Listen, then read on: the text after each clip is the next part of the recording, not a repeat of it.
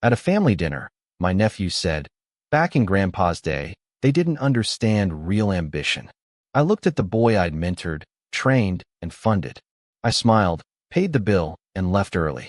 The next morning, I called the board and took an action that changed everything. I was angry, but what happened next was rather unexpected.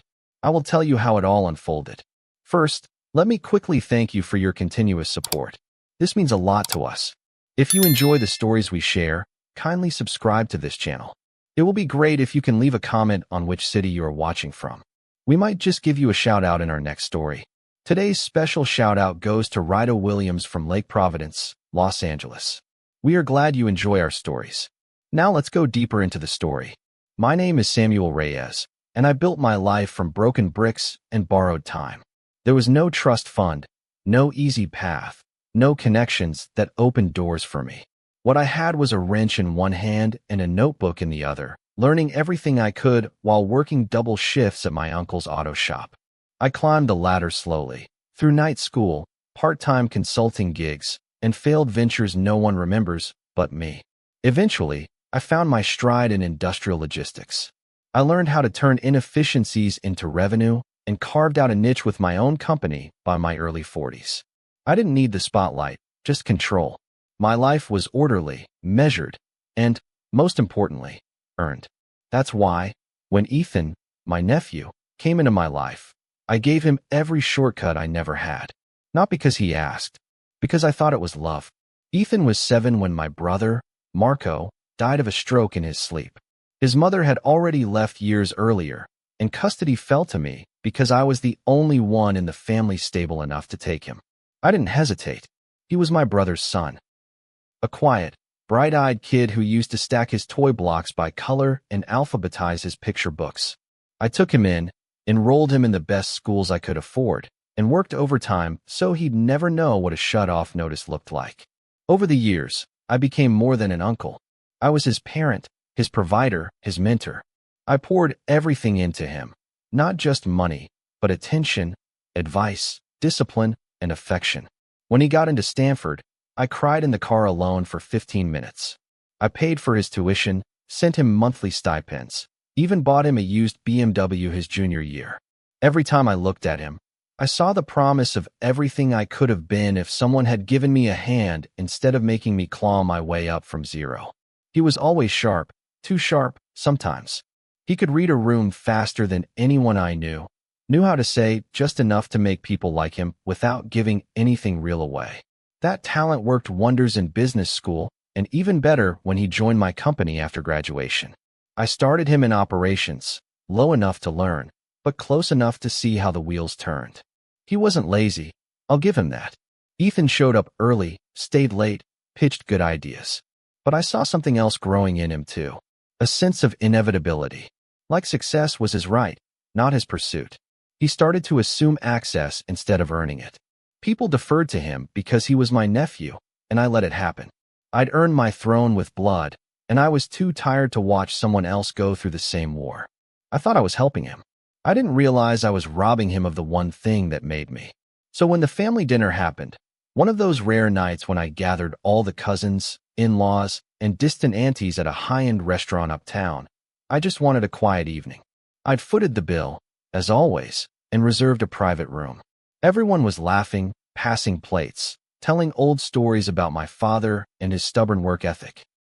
That's when Ethan leaned back in his chair, sipping a bourbon he didn't pay for, and said it.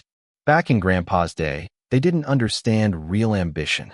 It wasn't even what he said, it was how he said it. Like ambition was a tech pitch, not a life raft. Like the man who raised 3 kids on a factory wage couldn't possibly grasp the brilliance of corporate disruption. I froze.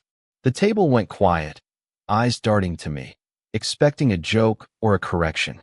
I smiled. I nodded. I stood up slowly, set my cloth napkin down beside my untouched plate, and pulled out my wallet. I paid the bill in full, left a generous tip, and walked out without saying another word. I drove home in silence, windows down even though the October air bit through my coat. My chest was tight, but not with anger. It was grief. Ethan hadn't just insulted Grandpa, he'd erased him. Erased me. In his eyes, All my years of sacrifice were quaint, outdated. I thought about every time I'd covered his rent, every internship I'd arranged, every safety net I'd spun so he wouldn't fall like I did. I'd handed him a kingdom, and all he saw were the cobwebs in its corners. That night, I didn't sleep. I sat in my study, the one room I never let anyone touch, and stared at a photo of Ethan and me fishing when he was 10. He was grinning with a crooked-toothed smile, holding up a tiny trout like it was a golden trophy. That boy had looked up to me. That boy had known what things cost. But the man he became? He had no idea. The morning after that dinner, I went into the office like I always did. Early, quiet, unassuming. I wore the same navy wool coat I'd owned for 15 years, the one with fraying cuffs and a stitched-up pocket no one noticed but me. I didn't slam doors or make dramatic declarations. That was never my way. But inside, I felt something heavy unhook from my ribs.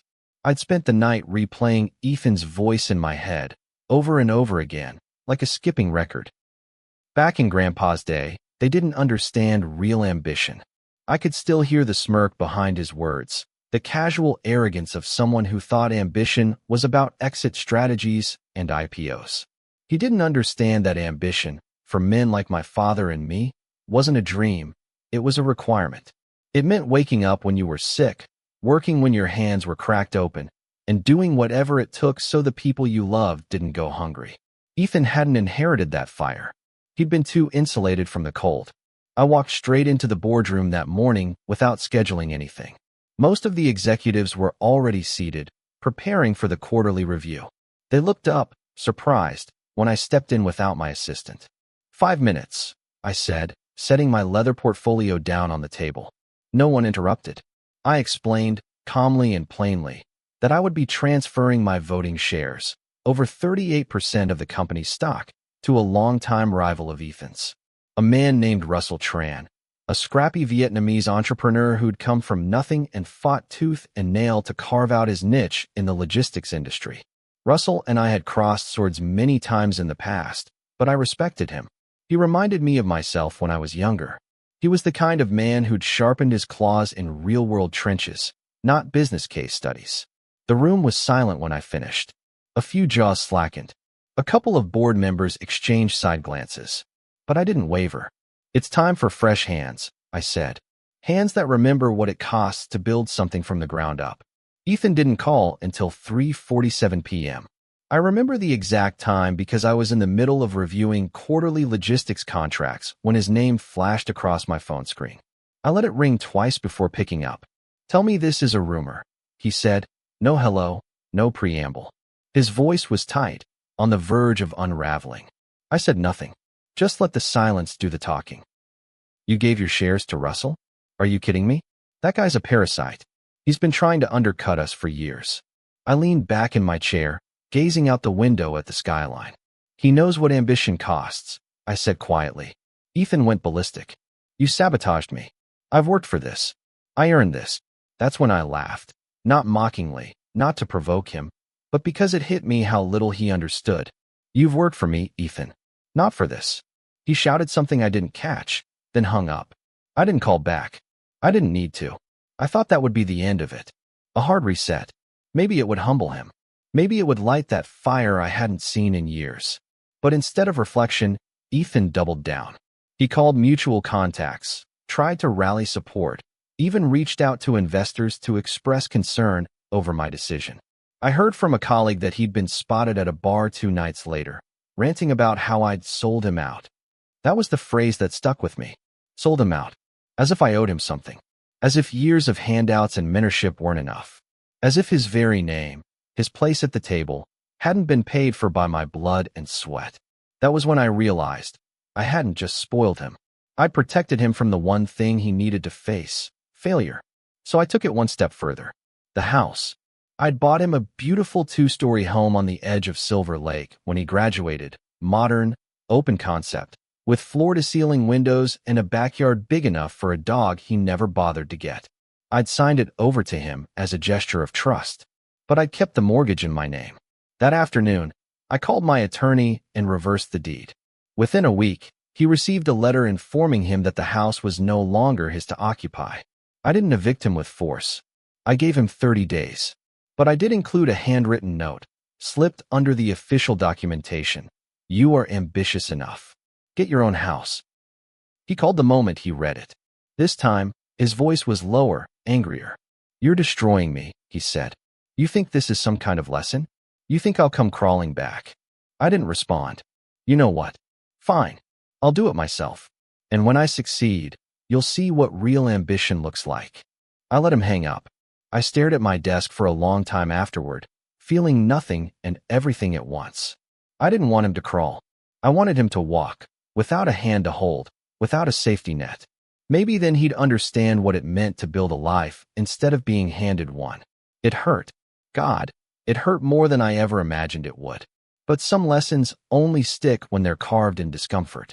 The fallout came quickly. My sister called, furious. How could you do this to your own family? She asked. He's just a kid. Ethan was 28, a grown man with more advantages than anyone else in our bloodline ever had. My mother, who rarely got involved in business matters, sent a long email filled with guilt-tinged pleas. He looks up to you, she wrote. Don't break his spirit. But they didn't understand. I wasn't punishing him. I was preparing him. The world would chew up a man like Ethan and spit him out if he didn't learn how to hold his ground. I wasn't going to be around forever. And if I left tomorrow, I needed to know he could stand without me. The house was emptied within 3 weeks. I watched from my car as a moving truck pulled away. Ethan didn't see me, and I didn't step out. Part of me wanted to. Part of me wanted to pull him into a hug and say, this hurts me more than it hurts you. But that would have undone everything. So I sat still and watched him disappear down the road with everything I'd given him packed into boxes. My heart clenched, not from regret, but from hope that, maybe, just maybe, he'd finally figure out what it meant to want something bad enough to earn it. The house was gone, the phone calls had stopped, and for the first time in 20 years, I went a whole month without hearing Ethan's voice. Not a voicemail, not a text, not even a passive-aggressive email. At first, the silence felt like a win. I told myself I needed space, that I'd done the right thing.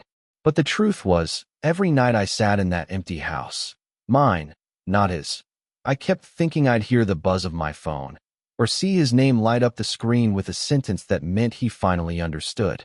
Something like, you were right. Or, I get it now. But nothing came. Just the quiet ache of absence. The kind that doesn't announce itself loudly, but lingers in the corners of your day, like a photograph turned face down or a light left on in an empty room. I buried myself in work. Meetings, contract negotiations, quarterly reports. I took on projects I normally would have passed off to department heads. I didn't want idle time. That's when regret starts to whisper. I told myself I was just making space for Ethan to figure things out on his own.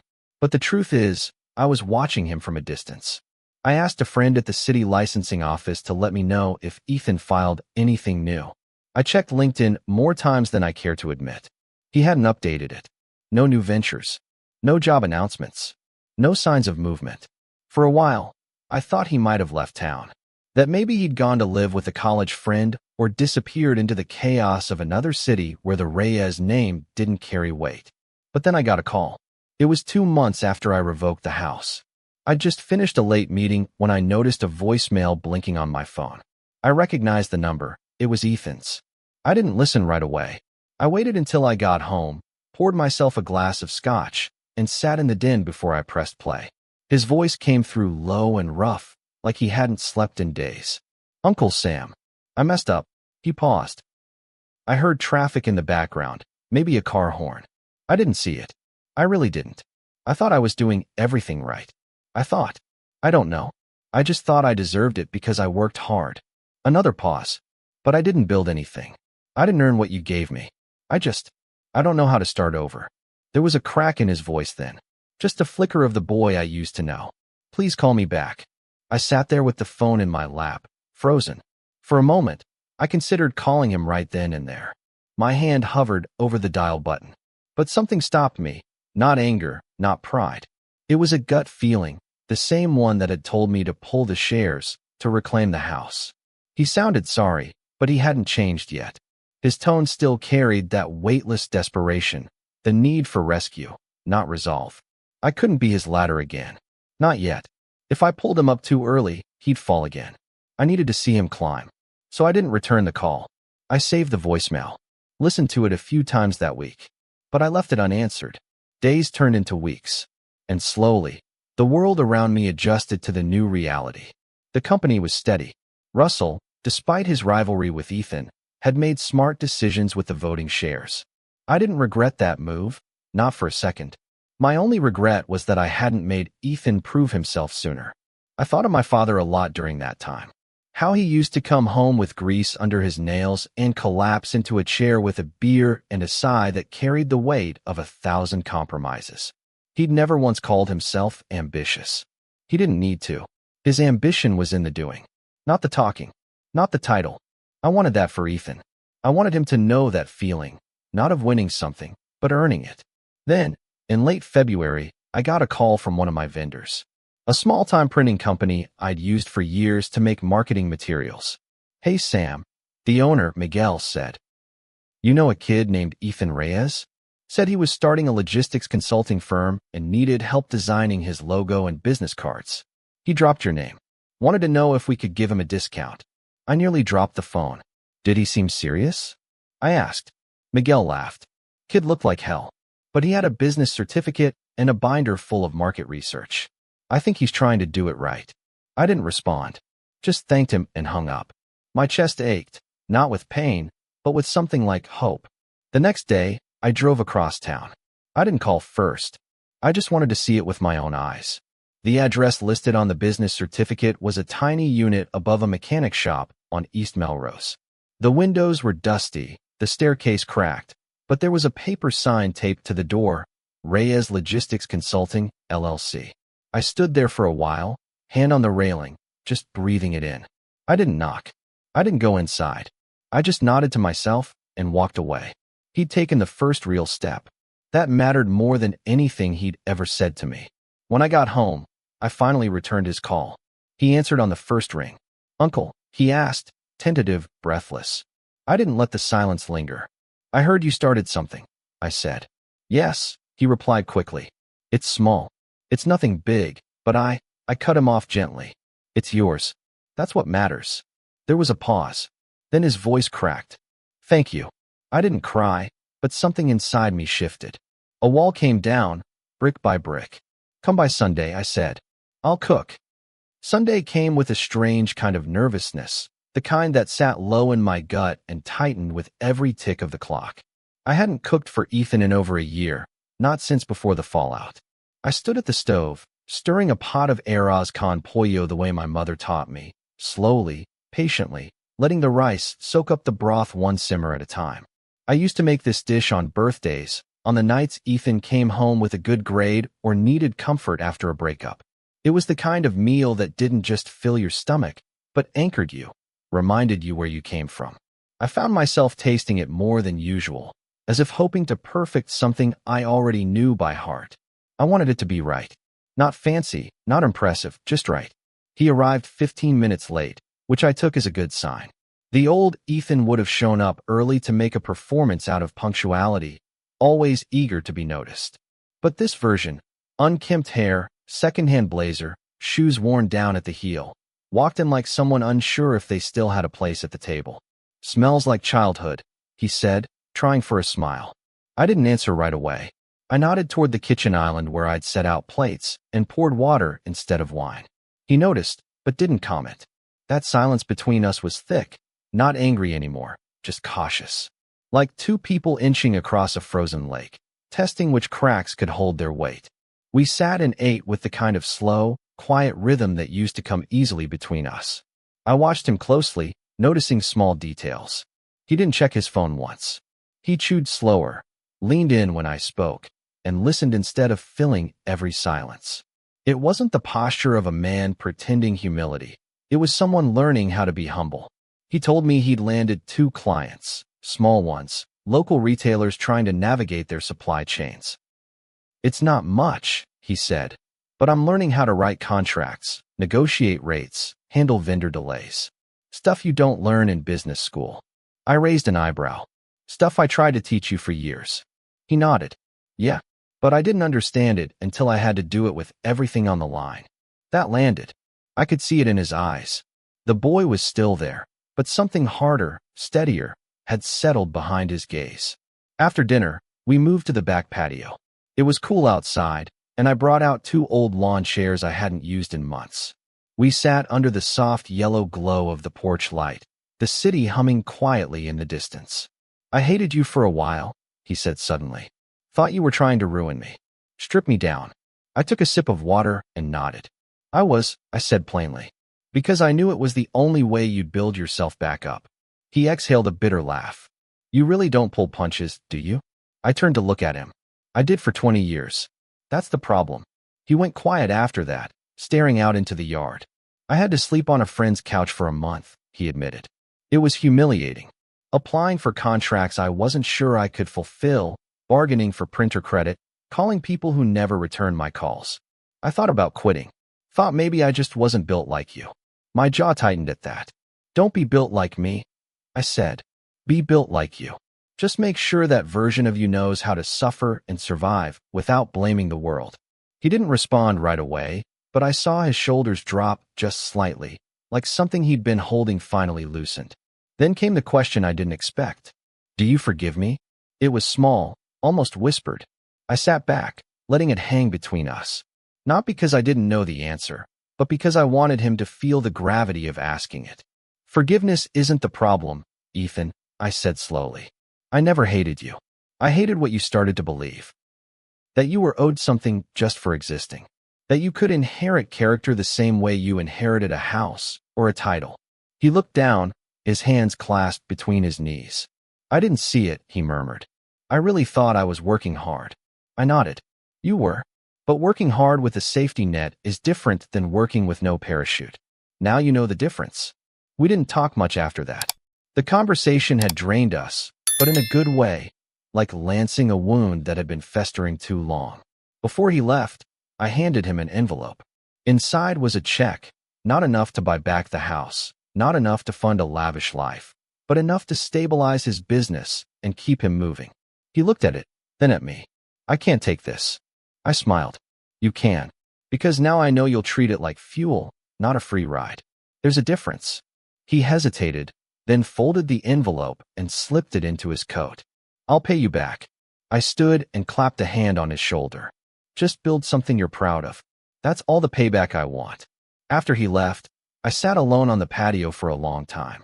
The silence this time didn't ache, it breathed. It felt like a page had turned. Not a clean slate, no. The history between us would always be marked by bruises and stumbles. But we were finally walking the same road, even if from different starting points.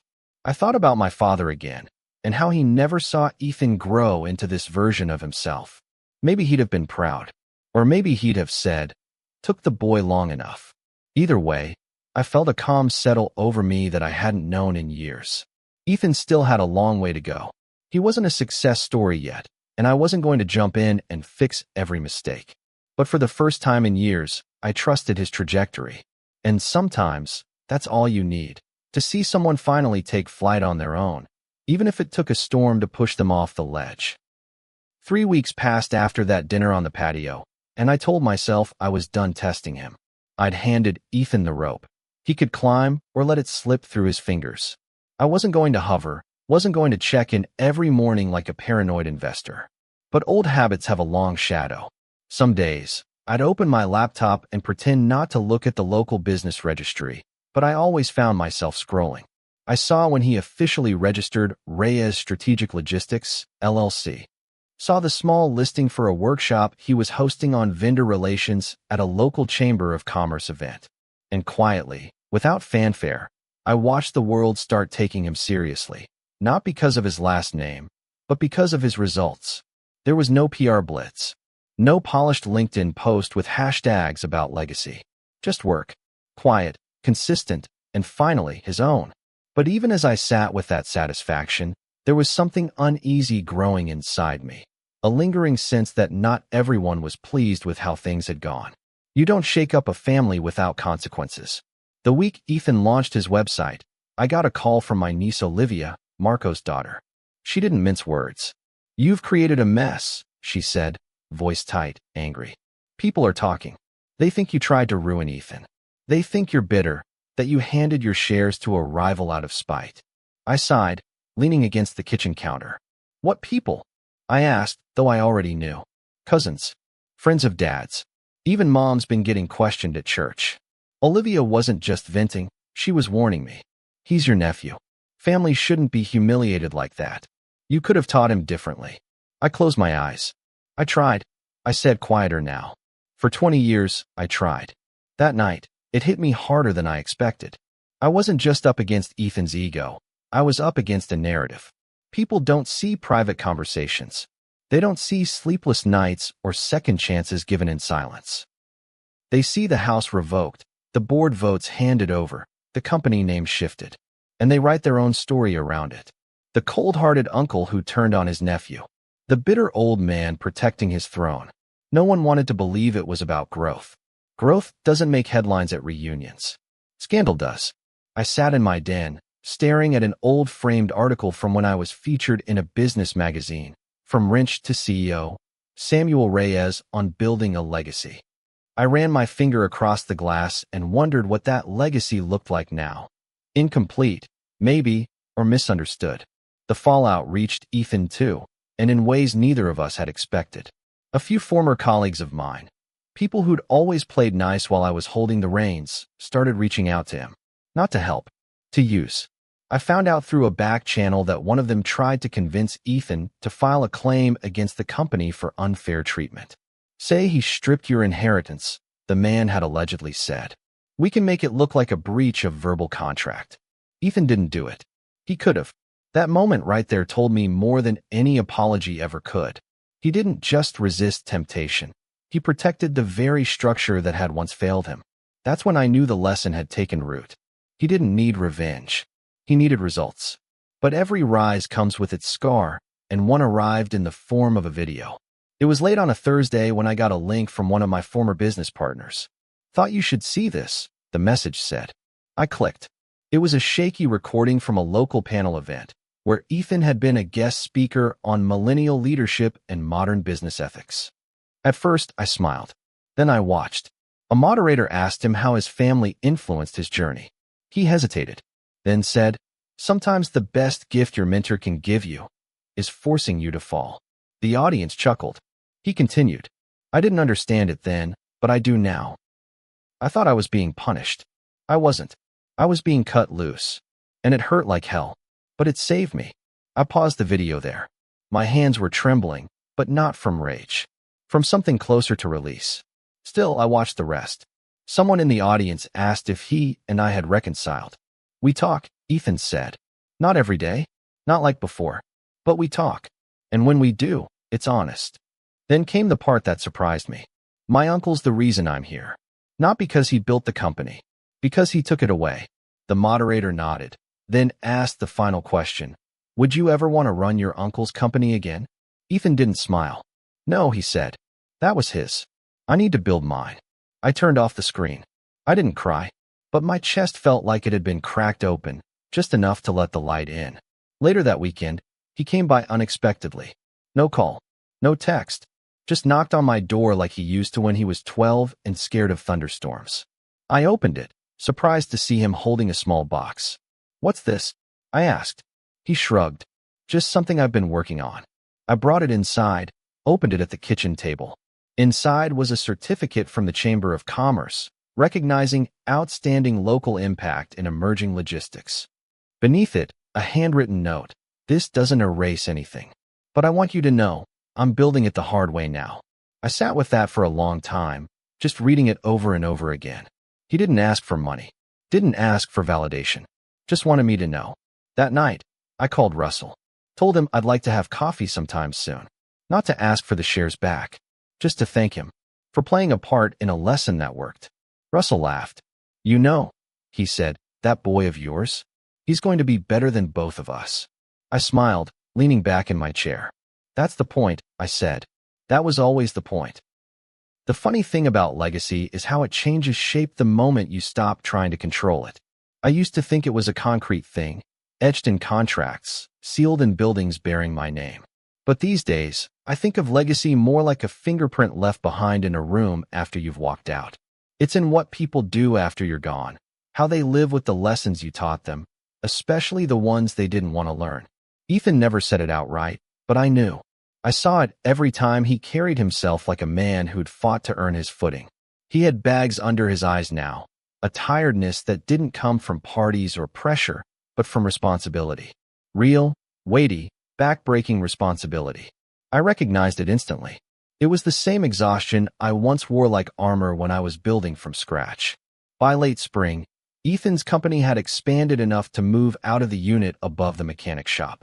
He didn't rent an office downtown or try to impress anyone with glass walls and exposed beams. He chose a modest space in an old warehouse district. Functional, gritty, nothing photogenic about it.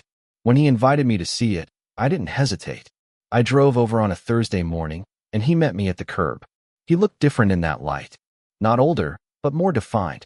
Like life had finally carved the softness off his edges. "It's still rough," he said, leading me through the space. "But I signed the lease with my own money. Built out the back-end systems myself. And yeah, it's mine." I touched the exposed brick wall near the entrance, nodded once. "It's not rough," I said. "It's real." We walked the floor together, and he showed me his layout, the whiteboards marked with vendor maps, and a tiny break area with a coffee machine someone had clearly donated. There were no employees yet, just Ethan, one laptop, and a plan. But I saw more in that space than I'd ever seen in boardrooms filled with suits. I saw intent, purpose. He wasn't building for applause anymore. He was building because he had something to prove, to himself, not to me. That distinction meant everything.